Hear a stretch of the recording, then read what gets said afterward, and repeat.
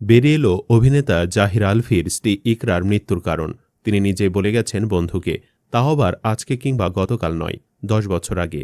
ইকরার এক school friend জানিয়েছে আলভি আগে থেকেই দুশ্চরিত্র টাইপের ছেলে। মিডিয়ায় আসার পর সেটা কয়েক গুণ বেড়ে যায়। তিথির বাসায় সে রাত কাটাতো বলেও জানা গিয়েছে। বিশেষ করে তিথির সাথে সম্পর্কের জেরে ইকরা জানিয়েছিল সে নিজেকে শেষ করে দিবে ও তার জন্য দায়ী থাকবে একমাত্র আলভি। এমন একটি স্ক্রিনশটও ভাইরাল হয়েছে। এরই মধ্যে ইকরার মা চিৎকার করে কেঁদে কেঁদে বলছে তার মেয়েকে তিলে তিলে শেষ করে দিয়েছে আলভি ও তার মা। আপনাদেরও তাই মনে হয়েছে কিনা জানাতে পারেন কমেন্টে। সব মিলে ইকরার খবরে শোরগোল পড়ে গেছে বিনোদন জগতে। শোকের পাশাপাশি দানা বেঁধেছে নানামুখী রহস্য। শনিবার দুপুরে রাজধানীর মিরপুর DOHS এলাকার বাসা থেকে ইকরার ঝুলন্ত মরদেহ উদ্ধার করা হয়। ইকরার এমন চরম সিদ্ধান্ত নেওয়ার পেছনে পারিবারিক কলহ এবং আলভির সহশিল্পী তিথির সঙ্গে বিবাহ বহির্ভূত সম্পর্কের গুঞ্জনকে প্রধান কারণ হিসেবে দাঁড় করাচ্ছেন নেটিজেনরা। এছাড়া মৃত্যুর আগে স্বামী স্ত্রীর পাল্টাপাল্টি রহস্যময় ফেসবুক পোস্ট সেই সন্দেহকে আরও জোরালো করে তুলেছে। কিন্তু এই ঘটনার সূত্রপাত এবং বর্তমান বিতর্কের কেন্দ্রবিন্দুতে রয়েছেন অভিনেত্রী ইফহাদ আরা তিথি। বেশ কিছুদিন ধরেই কানাকানি চলছিল যে তিথির সঙ্গে আলভির প্রেমের সম্পর্ক গড়ে উঠেছে, আর তা নিয়ে স্ত্রীর সঙ্গে অভিনেতার অশান্তি চলছিল।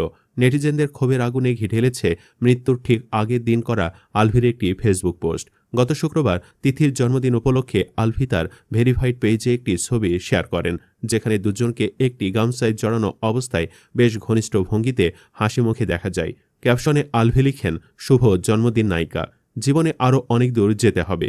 তুমি আমার দেখা এই ইন্ডাস্ট্রির সবচেয়ে পরিশ্রমী কো-আর্টিস্ট ও পছন্দেরও। এছাড়াও গুঞ্জন রয়েছে নেপালে শুটিংয়ের এই সফরে আলভির সঙ্গে তিথিও অবস্থান করছেন। স্বামীর এমন প্রকাশ্য ঘনিষ্ঠতা এবং বন্দনা ইকরা মেনে নিতে পারেননি বলে ধারণা করছেন অনেকে। শুধু তাই নয়, এই দাম্পত্য কলহের ইঙ্গিত মেলে মৃত্যুর ঠিক আগের দিন স্বামী স্ত্রী দুজনের ফেসবুক প্রোফাইলে করা দুটি রহস্যময় পোস্টে। শুক্রবার রাত 3টা 13 মিনিটে আলভি তার ফেসবুকে একটি স্ট্যাটাস দেন, যেখানে লেখা ছিল, ভুল করলে মাফ মিলে, কিন্তু মুক্তি মেলে না। এই পোস্টের ঠিক কয়েক ঘণ্টা পর শুক্রবার সকাল 10টা 56 মিনিটে ইকরা একটি হাস্যোজ্জ্বল ছবি দিয়ে ইংরেজিতে একটি ইঙ্গিতপূর্ণ স্ট্যাটাস দেন। সেখানে তিনি লেখেন, কেউ একজন কারো পুরো জীবনটা ধ্বংস করে দেওয়ার পর নিজের মাত্র একটা দিন নষ্ট হওয়ার জন্য কাঁদছে। কান্নার চেয়ে এই পরিহাসের আওয়াজ অনেক বেশি তীক্ষ্ণ। সামাজিক মাধ্যমে ছড়িয়ে পড়া এই স্ক্রিনশটগুলো প্রমাণ করে যে মৃত্যুর আগে এই দম্পতির মধ্যে মানসিক দূরত্ব এবং তিক্ততা চরমে পৌঁছেছিল। বাংলায় একটা প্রবাদ বাক্য আছে, নারীর সবচেয়ে বড় শত্রু নারী নিজে। আলভি ইকরা তিথির বেলায় এটা একদম সত্যি প্রমাণিত হলো। তিথির সবকিছু জেনেও একটা মেয়ে হয়ে ইকরার জীবনটা ধ্বংস করে দিল। সে অবশ্যই জানত ইকরার এত বছরের প্রেম, আলভির বাচ্চা আছে, এইসব জেনেও আলভির সাথে সে সম্পর্কে জড়িয়েছে।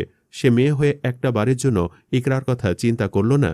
তবে স্ত্রীর মৃত্যুর পর নেপাল থেকে এক আবেগঘন বার্তা দেন জাহির আলভি। ফেসবুক পোস্টে লিখেন, কী কারণে ইকরা এমন পথ বেছে নিলেন তা তিনি জানেন না।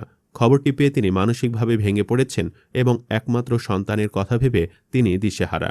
গণমাধ্যম ও শুভাকাঙ্ক্ষীদের কাছে কিছুটা সময় চেয়ে আলভি অনুরোধ করেছেন সন্তানের ভবিষ্যতের কথা বিবেচনা করে যেন কোনো বিভ্রান্তিকর তথ্য ছড়ানো না হয়। দ্রুত দেশে ফিরে তিনি সবার সঙ্গে কথা বলবেন বলেও আশ্বস্ত করেছেন এবং স্ত্রীর জন্য দোয়া চেয়েছেন। তবে অনেকে বলছেন বহু বছর আগে থেকেই ইকরা টের পেয়েছিল আলভি তিথির সাথে রিলেশনে আছে। একটা মেয়ে এত বছর ধরে একটা ছেলেকে ভালোবাসল, যখন সে জানতে পারে তার মানুষটা আর তার নাই, তখন তার পুরো দুনিয়া আন্ধার হয়ে যায়। সবকিছু জেনেও ইকরা আলভিকে ভালোবাসত, কারণ হয়তো মনে হতো একদিন সব ভুলে আবার ফিরে আসবে আগের মতন, কিন্তু সেই একদিন আর আসলো না।